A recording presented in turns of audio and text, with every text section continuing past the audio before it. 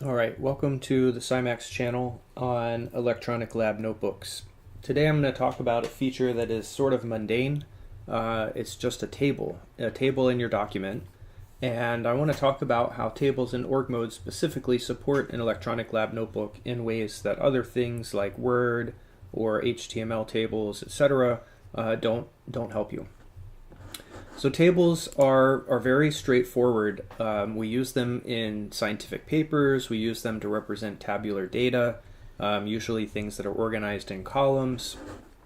And so it seems like, what's the big deal?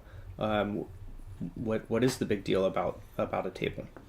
So one of the things in Google Docs or Word, you have to go to an icon and choose to insert it, and then you can start interacting with it.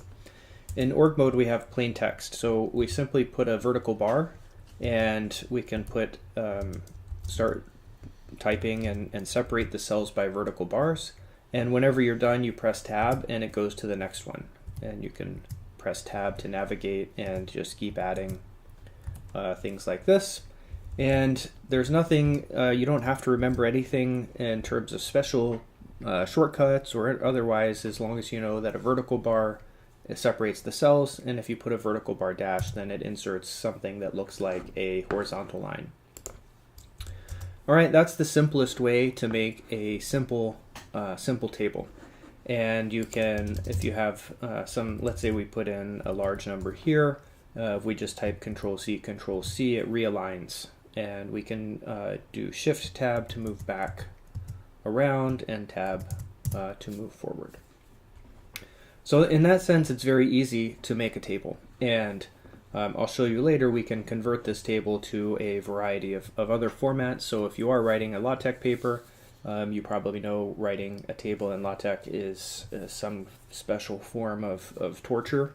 We can convert this simple looking thing directly into the LaTeX format we need. We'll come back to that in a little bit. All right, this is what a more reasonable table might look like. And we'll come to some other ways of making these in just a moment. So you can simply type in the table. If it's small and you don't remember anything else, that's the easiest path. There are some snippets. So another feature of a good lab notebook is you should have a snippet. And so a snippet would be a short thing like T. And if I press tab here, then it automatically expands, in this case, to one cell. And then I can start, typing things in. I have a bunch of snippets defined. TT will give me 2 cells. 3Ts gives me 3 cells, and 4Ts will give me 4 cells. And this one I like because if you know, it's annoying to write 4Ts.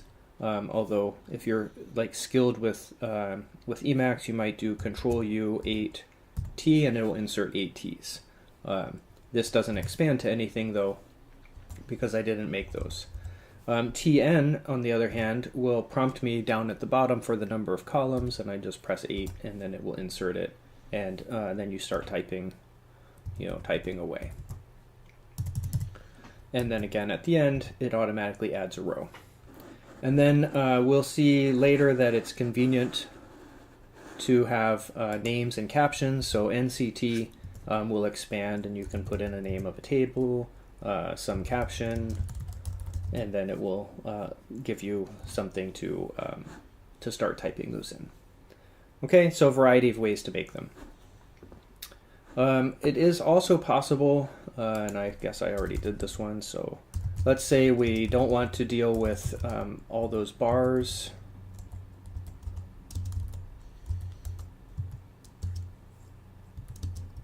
We can write our table like this, and then if we highlight this text and type Control-C bar, it automatically turns it into a table for you. So this is space delimited, so you have to be a little bit careful with not having multiple words.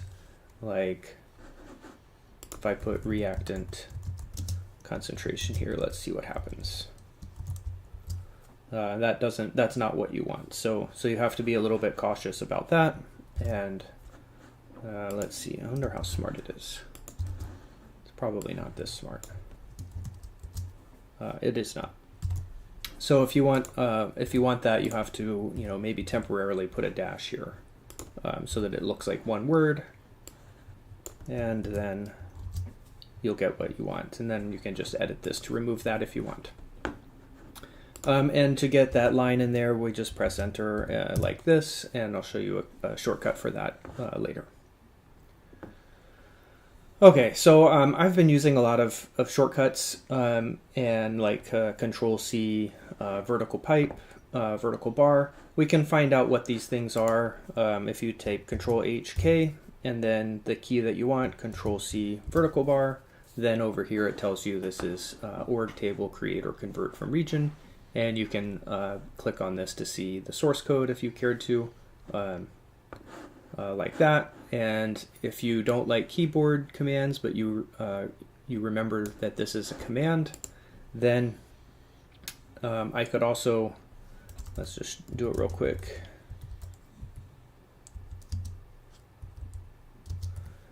You can highlight this region, of course, and do meta x org table create. And down here you see there's a reminder that Control C vertical bar will convert that to a table for you. So there's a lot of ways that you can help yourself if you remember Control H key, Control HK to get help for the key, or if you remember org table region and you use Ivy, you'll automatically get that. Okay, there are some Cymax org table hydras that I've worked with. These are also kind of helpful. So if we do metax Cymax org table body, this will directly open the hydra. These are all the key bindings that you can use, and we'll start seeing these in a little bit to navigate, to edit the cells, move them around, move rows or columns around. These key bindings don't map onto the native Emacs bindings. These are a little bit more, hesitate to say intuitive, but for example, IC is for insert column, DC is for delete column, and that's not the same as some of the default commands. And like J semicolon KL, these are home row keys on your right hand for navigating. So you may find those helpful or not. Let's see, here we're going to look at another way of importing a table. So I have a data file here. This is just a CSV file, and if I run metax org table import and navigate to data.csv, then it will insert this into my org file.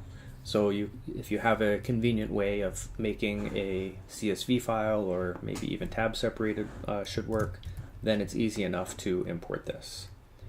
And we can also export. So here, if you have your cursor somewhere in the table, we can export this,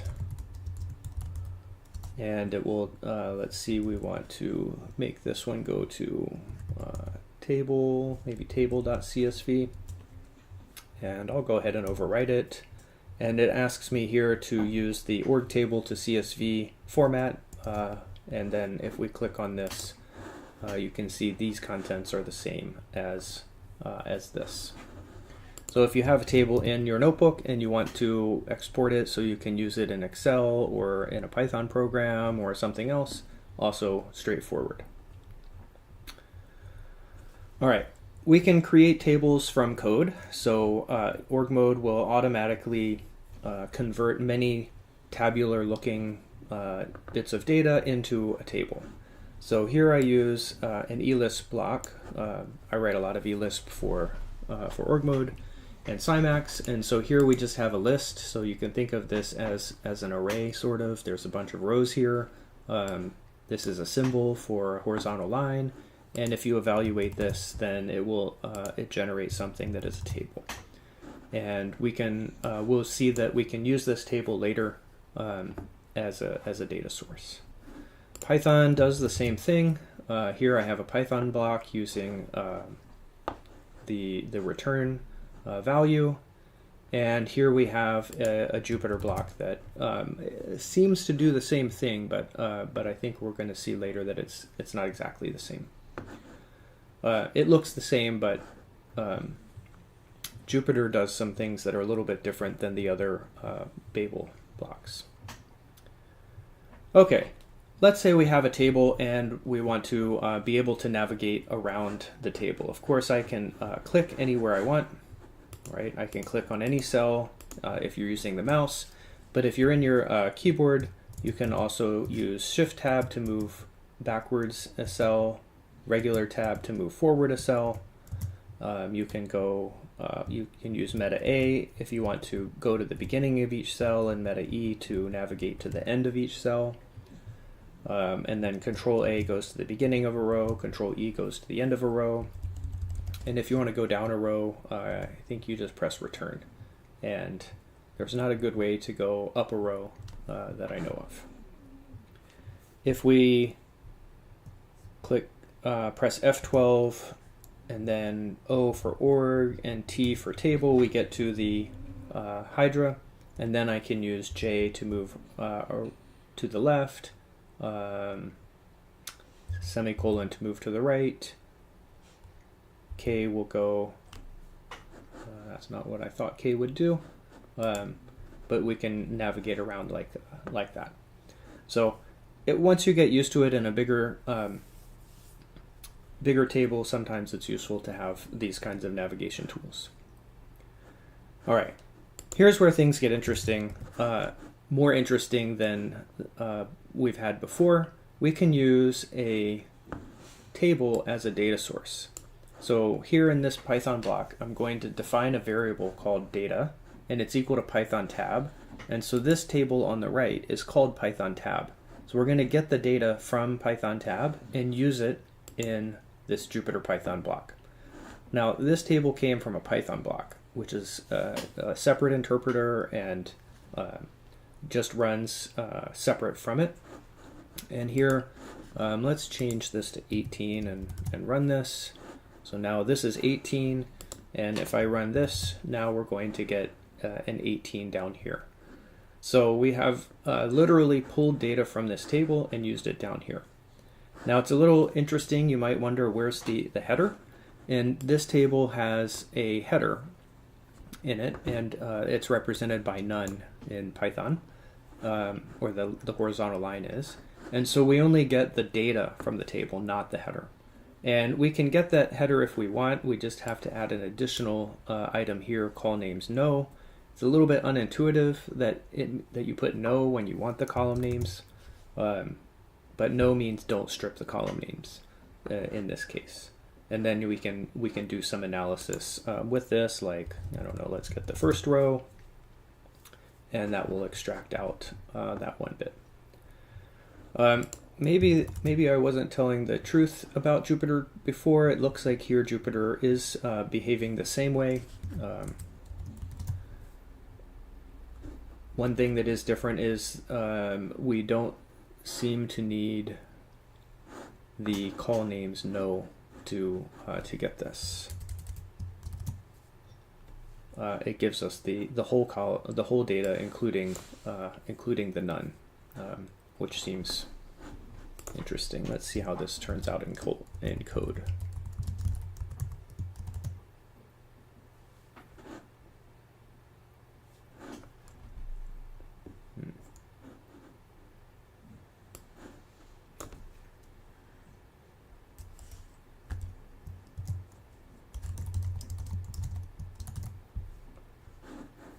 So this is literally returning this data up here. So it's interpreting this in Python as none. So that's kind of interesting. It gives you a list of lists, and if we just let it be the return value, then it represents that as a table. So that's pretty interesting. Here we can do the same thing in eLisp, and the main point that I'm trying to make here is that it's possible to mix. We have Lisp code, we can even make a shell code here. Let's see what happens if I do this.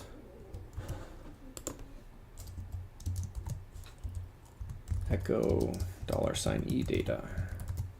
So we can get that data into our shell and do something with it. So you could do something with these numbers. Here we can extract pieces of the data. And it seems like this should have, oh, that's right. Here, if I get the 0th column, this will now be the column names.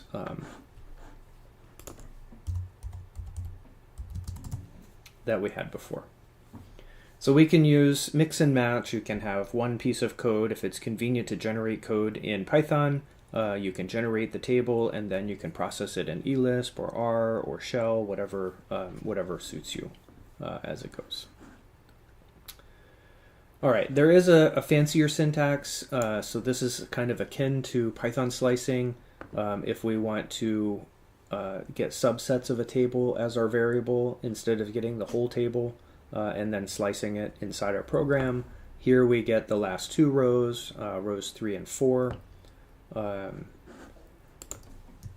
And we can also get, here are the rows and these are the columns. So this would be rows 3 and 4 and columns 1 and 2 in it. So you can see how that looks. And then if you want to get all of the rows, we can leave the first index blank. I believe you can put a star here as well. That's more like using the colon operator in Python. And all of this is described in the info.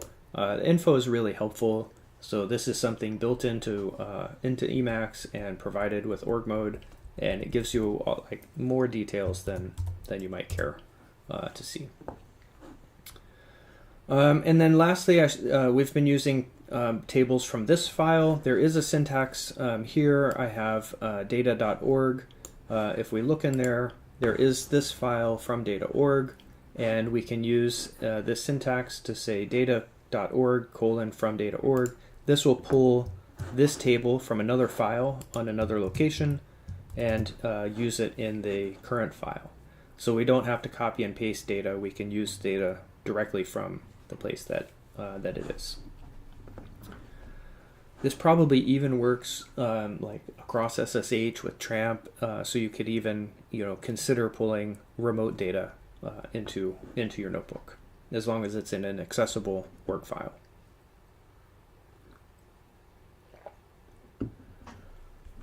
All right, let's talk about manipulating tables. So when we make tables, we might want to change the way they look. For example, we might want to sort the rows. And so we could sort a column by column. Let's say I want to sort the mass. We type control caret, and down at the bottom it says sort by alphabetic, numeric, time, or function, and capitalized means reversed. So let's do lowercase n. That puts it in ascending order, and we get 19, 28, 39. And if I do capital N, then it's in descending order, and it's quite easy to change. Let's change these. All right, we can also do these alphabetically or lexically. So if I press A, we'll get descending 1, 2, 3, and that's because they all start with sample. And capital A will go in the reverse order. So these are done alphabetically and in that order.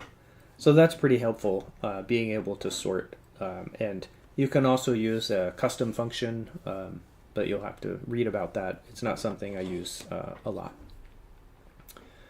It's also possible to manipulate these rows manually. So if I use meta up, this will just move this row up and down. And if I do meta down, then it moves the row down. And then if I do shift up, I can swap 2 cells. I don't know why that's particularly helpful. But if you accidentally put it in the wrong place, you can just use those arrows to move it around. So we can move cells and rows up and down, no problem. And we can similarly do columns. So if I do meta right, then it just swaps the columns. and if meta left moves the column to the left, and if I do shift left or shift right, then it swaps the cells like that. So that's pretty helpful. There are, again, let's do Control HK, meta right. There is, this is bound to org meta right, which is a wildly overloaded command that does what you want depending on the context. So it will change an item, or change a heading, or move a column, or indent a block.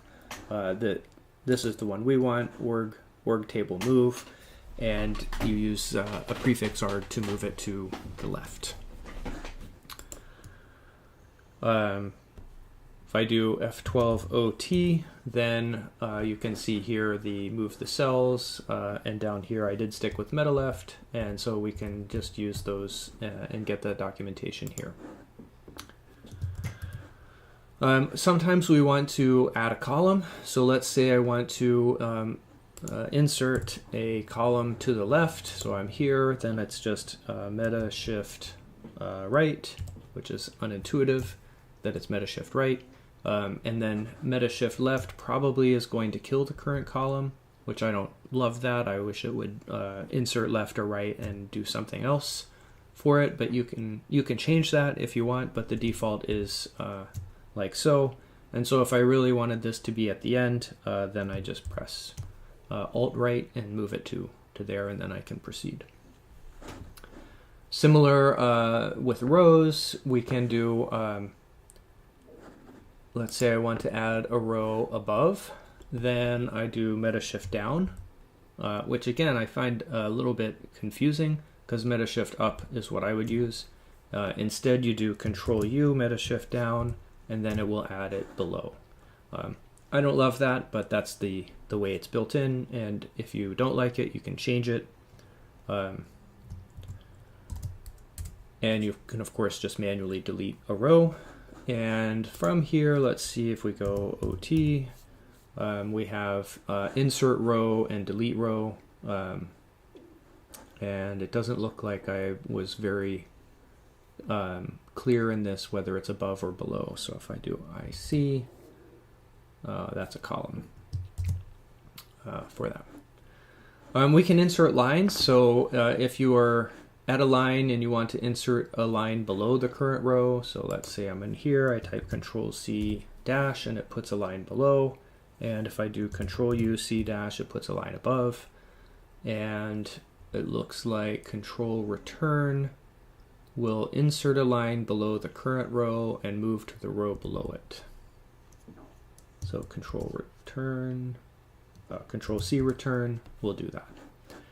And that is, now that I see what it is, if you're typing things manually like this, and you want to get a horizontal line, you do Control C return, and you get it. That's pretty nice. I rarely remember that, and usually just type vertical bar dash tab. Okay, and we can transpose a table. So here, if I run org, if I just type transpose, then we get to transpose table at point, and that just turns everything from columns into rows. That may or may not be what you want. You can see we lose the horizontal line, and so Control C return gets it back for us. All right, if you use tables all the time, being able to do all of this stuff smoothly and quickly will come with practice, and then you'll be able to do it, and these things are not even, you can't even imagine doing it in Google Docs or Word, certainly not transposing. Maybe it's possible to drag and drop rows. I don't know about columns. You'll have to do some work. We can look at, sometimes tables are really long, so let's say we have this really long row here, and you can temporarily shrink it by Control C tab, and that will just make it disappear. And then it looks like you press Control C tab again to cycle it back out. You can also use this syntax here where we have an empty row, and here If we do Control C tab, then it just shrinks down to the 6 characters. And this can be helpful if you want to just keep things like on your screen in case they go off. And there's some other things. Let's see, what does Control U C tab do? That just shrinks the whole table, and that probably does org table shrink. All right, let's see what else is possible. Once you get the mental model that a table is a source of data, then we can use tables in your document as sort of a database to look things up. So I wrote this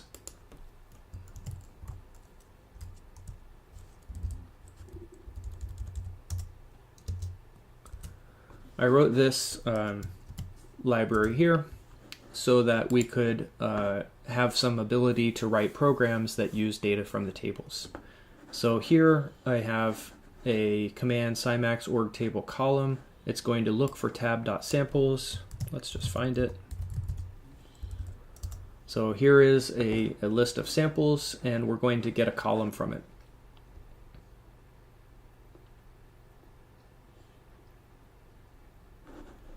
So that column is the mass. We can also get column 0, I think, and that's the samples.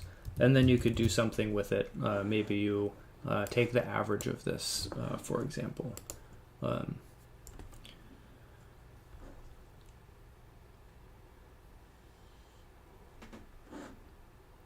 Or we can get a row. This is from another table, so we just give it a particular name that we want. And you can do this from other files. So this is in another org file named data.org from this table. We can get the whole table here, and then we can do some analysis here with it. And if I just do this, it prints as a table, but I put it here as representing code just to emphasize that we actually get data in list form here, and then we can do some analysis with it. We can think of this again as a sort of mini database. So let's say I have this table here that is a lookup table that, given one of these animals, we can look up what sound it makes. So here's one way you could use it. We have a function lookup sound. It takes an animal. We get the data from the DB, and then this is Lisp syntax for essentially looking it up like a dictionary. We get the row that's associated with animal, and then this is a way of getting the second element of it. Maybe I should try this nth one. Might be a little bit more intuitive. And so if we look up a bird, we get a chirp, and if we look up a cat, we get meow. And this is just a way of using your org file with tables as a database. And I think I already showed this example. Okay, the tables are nice, but probably you want to export your table to LaTeX or something like that. And maybe I can show that first here. Let's say I have this table. We can Control C, Control E, and then I'm going to do Control B for body only, and then here we'll pick the L and L.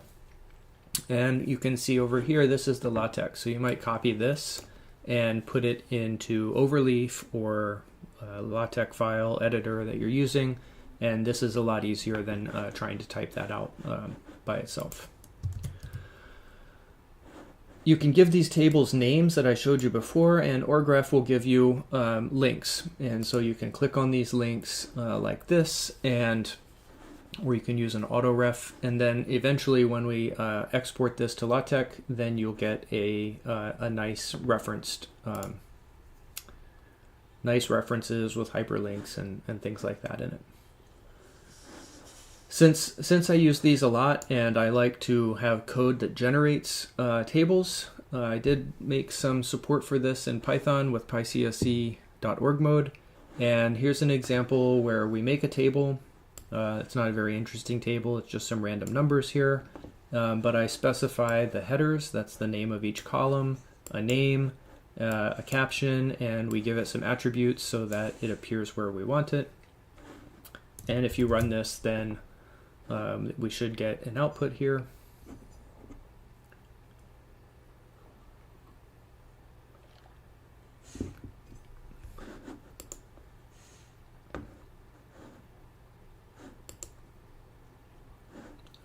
That just was Jupyter taking its time getting started, and now we have this output, and we can specify even here that we only export the results. So in our notebook we'll see the code that generates the table, but in the PDF you would only see the actual table, which is pretty nice. All right, so I'll summarize there. The tables are pretty amazing. It's a mundane feature that once you get familiar with, you can use all day long and do all kinds of things. I'd say they're good for smallish data. If you have more than a couple dozen rows, then probably you want a more appropriate data format. Like you might have something in Excel or a Google Sheet, and then import that into your notebook. You could read those things into pandas and then do some analysis in pandas and then only show the tabular analysis results. So it's not necessary to have thousands of rows of tables in org mode notebook. Typically you would want that in a more dedicated tool. But for smallish things, they're really great, and you can use them for a lot of different purposes. There is a spreadsheet option, so it is possible to develop some formulas and have it act more like a spreadsheet. I very rarely do this because I never remember all the details of the formulas. It's all documented in the info, and maybe I'll make a video one day for just for my own benefit to have a place to go back and remember how to do things. But it's easy. It's pretty easy to add up rows, add up columns, do some basic statistical analysis like sums and means. You can define formulas for a cell that depend on other cells. But in general, I don't find it as, if you need that kind of thing, it's usually better, in my experience, to load basic data into pandas and do analysis from pandas, or use a proper spreadsheet like Excel or Google Sheets or something. So that's it for tables, and this is one of the, to me, it's a killer feature. It's easy to make them, easy to manipulate them, easy to convert them to LaTeX or HTML, easy to use them as data sources, and there's really nothing else like tables in org mode in any product like Word or Docs or frankly anything that I can think of. Nothing that integrates them with code, with different kinds of code, all in one place. It's an amazing feature that every lab notebook should have. Okay, that's it for today. Thanks for humoring me on something as mundane as tables, and I hope you learned something and see why we want this in a lab notebook.